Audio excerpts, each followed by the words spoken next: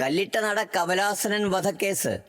പ്രതി തേക്കുള്ളപറമ്പിൽ മാത്തൻ ജോസഫ്, മകൻ ജോർജ് മാത്തൻ. ഹാജർ. ക്രൈസ്തവ വിശ്വാസമനുസരിച്ച് ജീവിച്ചു പോരുന്ന ജോർജ് മാത്തൻ എന്ന ഞാൻ ബൈബിൾ നാമത്തിൽ സത്യം ചെയ്യുന്നു. ഞാൻ കോടതി മുമ്പാകെ നൽകുന്ന തെളിവ് സത്യവും മുഴുവൻ സത്യവുമായിരിക്കും. സത്യമല്ലാതെ മറ്റൊന്നും ബോധിപ്പിക്കുന്നതല്ല. സത്യം, സത്യം, സത്യം. ചെറുപ്പക്കാരനും മലയാള സാഹിത്യത്തിന് ഭാവി വാഗ്ദാനവുമായിരുന്ന കല്ലിട്ടനട കമലാസനൻ എന്ന സാഹിത്യകാരനെ ചുവന്ന പേന കൊണ്ട് അതിക്രൂരമായി കുത്തിക്കൊന്നു എന്നതാണ് പ്രോസിക്യൂഷൻ നിങ്ങളിൽ ആരോപിച്ചിട്ടുള്ള കുറ്റം. നിങ്ങൾ കുറ്റം സമ്മതിക്കുന്നുണ്ടോ?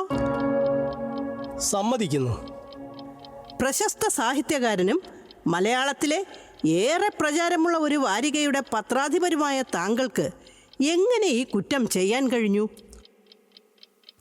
ആത്മരക്ഷാർത്ഥം ചെയ്തു പോയതാണ്. ആത്മരക്ഷാർത്ഥമോ? അതെ, അയാൾ എന്നെ ഒരു മുറിയിൽ പൂട്ടിയിട്ട് കൊല്ലാൻ ശ്രമിച്ചു. നിങ്ങളെ കൊല്ലാൻ ശ്രമിച്ചുവെന്നോ? നിരായുധനായ ഒരു ചെറുപ്പക്കാരനെ ഒരു പ്രകോപനവും കൂടാതെ നിങ്ങൾ ആക്രമിച്ചു കൊലപ്പെടുത്തി എന്നാണല്ലോ കുറ്റപത്രത്തിൽ പറയുന്നത്. അത് ശരിയല്ല. അയാൾ എന്നെ ക്രൂരമായി ആക്രമിച്ചു. എൻ്റെ മാനസികവും ശാരീരികവുമായ മരണം ഉറപ്പായ ഘട്ടത്തിലാണ് ഗത്യന്തരമില്ലാതെ എനിക്ക് അയാളെ കുത്തിക്കൊല്ലേണ്ടി വന്നത്. ഏതായുധം കൊണ്ടാണ് കല്ലിട്ടനട കമലാസനൻ നിങ്ങളെ ആക്രമിച്ചത്? അയാളുടെ പൊട്ട കവിത കൊണ്ട്. കവിത കൊണ്ടോ? എന്ത് വിഡ്ഢിത്തരമാണ് നിങ്ങൾ പറയുന്നത്? അത്രയ്ക്ക് മാരകമാണ് അയാളുടെ കവിതയും കഥയുമെല്ലാം. ആഴ്ചയിലൊരു 4 തവണയെങ്കിലും അയാൾ സ്വന്തം കവിതയും കഥയുമൊക്കെ പൊക്കിക്കൊണ്ട് എൻ്റെ പത്ര ഓഫീസിൽ വരും. അതൊക്കെ ഞങ്ങളുടെ വാരികയിൽ പ്രസിദ്ധീകരിക്കണമത്രേ. അയാൾ ആദ്യം കൊണ്ടുവന്ന കഥ അബദ്ധവശാൽ ഞാൻ 4 വാചകം വായിച്ചു പോയി. ഒരാഴ്ചയാണ് പനി പിടിച്ച് കിടന്നത്. കവിത കൊണ്ട് കൊല്ലുക, കഥ വായിച്ചു പനി പിടിക്കുക, ഒന്നും അങ്ങോട്ട് ദഹിക്കുന്നില്ല. അയാളുടെ ഒരു കവിത ഞാൻ കോടതിയിൽ സമർപ്പിച്ചിട്ടുണ്ട്. അതൊന്ന് വായിച്ചാൽ ഞാൻ പറയുന്നത് സത്യമാണെന്ന് അങ്ങേക്ക് ബോധ്യമാകും.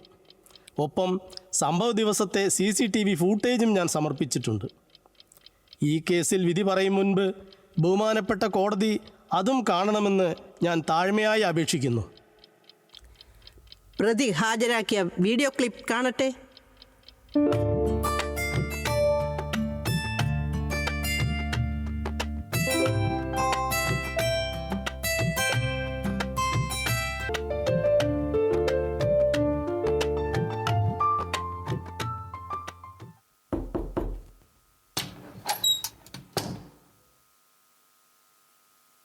നമസ്കാരം സാർ.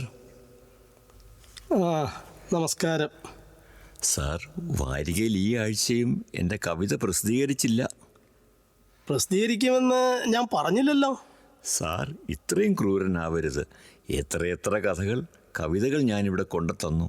ഒരെണ്ണം പോലും താങ്കൾ ഇതുവരെ പ്രസിദ്ധീകരിച്ചില്ല. ഞങ്ങളുടേത് നിലവാരമുള്ളൊരു വാരികയാണ്. അതിൽ പ്രസിദ്ധീകരിക്കപ്പെടാനുള്ള യോഗ്യത നിങ്ങൾ പടച്ചുവിടുന്ന ചവറുകൾക്കില്ല എന്ന് ഞാൻ എത്ര തവണ പറഞ്ഞിട്ടുണ്ട്. എൻ്റെ ഒരു സൃഷ്ടി നിങ്ങളുടെ വാരികയിൽ അച്ചടിച്ച് കാണണമെന്നത് എൻ്റെ ഒരു ജന്മാഭിലാഷമാണ് സർ. പ്ലീസ്, എൻ്റെ ഒരു കവിതയ്ക്കെങ്കിലും വെളിച്ചം പകരൂ സർ. മിസ്റ്റർ, അത് സാധ്യമല്ല.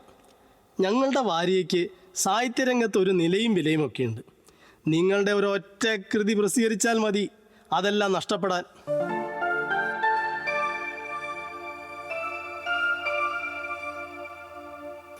ഇതാ സാർ, എൻ്റെ പുതിയ കവിതാ സമാഹാരമാണ്. സാർ ഇതൊന്ന് വായിച്ചു നോക്കണം.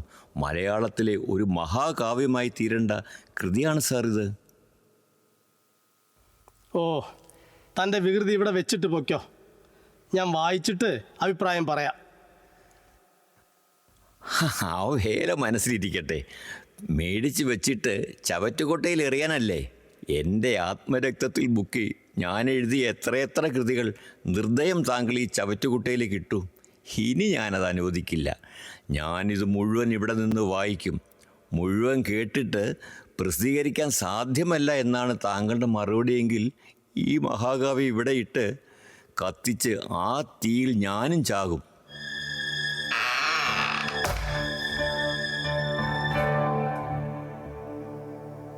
നിങ്ങൾ എന്താണ് ഈ കാണിക്കുന്നത്? ഞാനിത് മുഴുവനും വായിച്ച് തീരും വരെ താങ്കൾ എങ്ങോട്ടും പോകണ്ട. ഛേ, എന്താണ് നിങ്ങൾ ഈ പറയുന്നത്? എനിക്കിതും കേട്ടുകൊണ്ടിരിക്കാൻ നേരമില്ല. നല്ല തിരക്കിലാണ് ഞാൻ. സാഹിത്യ നഭസിൽ വിടർന്നു വിലസി പരിമളം പ്രസരിപ്പിക്കേണ്ട നവമുകുളങ്ങളെ ചുവന്ന പേന കൊണ്ട് അരിഞ്ഞു തള്ളാനുള്ള തിരക്കല്ലേ? എൻ്റെ ആത്മാഹുതി കൊണ്ടെങ്കിലും ആ ക്രൂരതയ്ക്ക് ഒരവസാനമുണ്ടാകട്ടെ. കമലേശ, കഴിവുള്ള എല്ലാവരെയും ഞങ്ങളുടെ വാരിക എന്നും പ്രോത്സാഹിപ്പിച്ചിട്ടുണ്ട്. കമലേശനല്ല സർ, കമലാസനാണ്. എന്താസനമെങ്കിലും ആവട്ടെ, കഴിവുള്ള എല്ലാവരെയും ഞങ്ങളുടെ വാരിക എന്നും പ്രോത്സാഹിപ്പിച്ചിട്ടുണ്ട്. ഇന്ന് മലയാളത്തിലെ അറിയപ്പെടുന്ന സാഹിത്യകാരന്മാരിൽ ഏറെ പേരുടെയും ആദ്യ സൃഷ്ടി വെളിച്ചം കണ്ടിട്ടുള്ളത് ഞങ്ങളുടെ വാരികയിലൂടെയാണ്.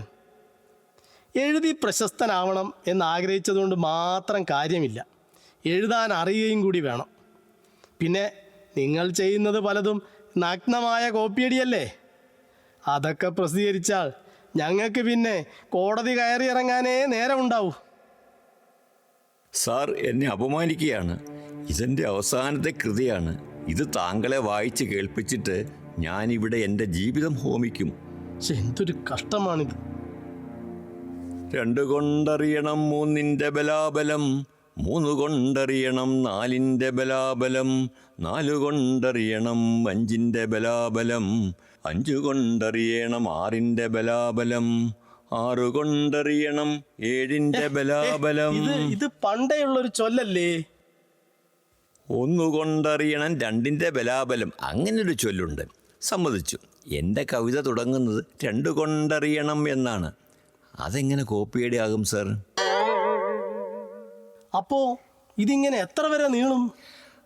5,99,999 കൊണ്ടറിയണം 6 ലക്ഷത്തിൻ്റെ ബലാബലം എന്നുവരെ ഈ വോള്യത്തിലുണ്ട്. പിന്നെ വർഷം തോറും ഓരോ വോള്യം ഇറക്കാനാണ് എൻ്റെ ഉദ്ദേശം. എൻ്റെ അമ്മോ! 1ാം വോള്യം മുഴുവൻ വായിച്ച് കേൾപ്പിച്ചേ താങ്കളെ ഞാൻ വിടൂ. അപ്പോഴേക്കും ഞാൻ മരിച്ചു പോകും. എങ്കിൽ ഈ നാട്ടിലെ യുവസാഹിത്യകാരന്മാർ രക്ഷപ്പെടും. മുരടിച്ചു നിൽക്കുന്ന മലയാള സാഹിത്യ വല്ലരിയിൽ പുതുനാമ്പുകൾ തളിർക്കും. എവിടെയാ ഞാൻ നിർത്തിയത്?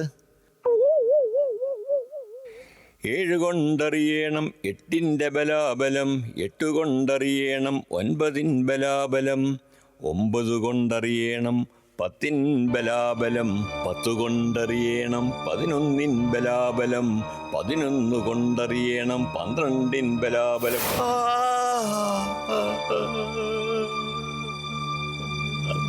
ഈ കേസിലെ പ്രതിയായ രണമുഖം വാരികയുടെ പത്രാധിപർ ശ്രീ ജോർജ് മാത്തൻ നൽകിയ മൊഴിയിൽ നിന്നും അദ്ദേഹം ഹാജരാക്കിയ വീഡിയോ ക്ലിപ്പ് പരിശോധിച്ചതിൽ നിന്നും അത്യന്തം ക്രൂരവും അസഹനീയവുമായ മാനസിക പീഡനമാണ് കല്ലിട്ടനട കമലാസനൻ്റെ കവിതാപാരായണത്തിലൂടെ പ്രതിക്ക് സഹിക്കേണ്ടി വന്നത് എന്ന് കോടതിക്ക് സംശയലേശമില്ലാതെ ബോധ്യപ്പെട്ടിരിക്കുന്നു. ഇവിടെ സമർപ്പിക്കപ്പെട്ട ആ വീഡിയോ ക്ലിപ്പിംഗ് കണ്ടുകൊണ്ടിരിക്കുമ്പോൾ ഈ കോടതി മുറിയിലുണ്ടായിരുന്ന എല്ലാവരും അസ്വസ്ഥരായതും കോടതി കണക്കിലെടുക്കുന്നു. തന്നെയുമല്ല, കമലാസനൻ്റെ കവിത വായിക്കാൻ ശ്രമിച്ചതിൻ്റെ ഫലമായി ജഡ്ജിക്കും വയറ്റിളക്കവും ഛർദിയും ഉണ്ടായതും പ്രതിക്കനുകൂലമായ ശക്തമായ തെളിവാണ്. അതിനാൽ ആത്മരക്ഷയ്ക്ക് വേണ്ടി ഈ കൊലപാതകം ചെയ്യാൻ പ്രതി നിർബന്ധിതനായതാണ് എന്ന് കോടതി നിരീക്ഷിക്കുന്നു. അതുകൊണ്ട് പ്രതിയായ ശ്രീ ജോർജ് മാത്തനെ നിരുപാധികം വിട്ടയക്കാൻ വിധിക്കുന്നു. മാത്രമല്ല, കല്ലിട്ടനട കമലാസനൻ നിരന്തരം ഏൽപ്പിച്ച പീഡനങ്ങൾ മൂലം പ്രതിക്കുണ്ടായ മാനസിക ആഘാതത്തിൽ നിന്നും മുക്തനാകാനായി ഏതെങ്കിലും ഒരു സുഖവാസ കേന്ദ്രത്തിൽ സർക്കാർ ചെലവിൽ ഇദ്ദേഹത്തെ കുടുംബസമേതം 6 മാസം താമസിപ്പിക്കണമെന്നും ഈ കോടതി ഉത്തരവിടുന്നു. സുഖവാസ കേന്ദ്രം ഏത് വേണമെന്ന് ശ്രീ ജോർജ് മാത്തന് തീരുമാനിക്കാം.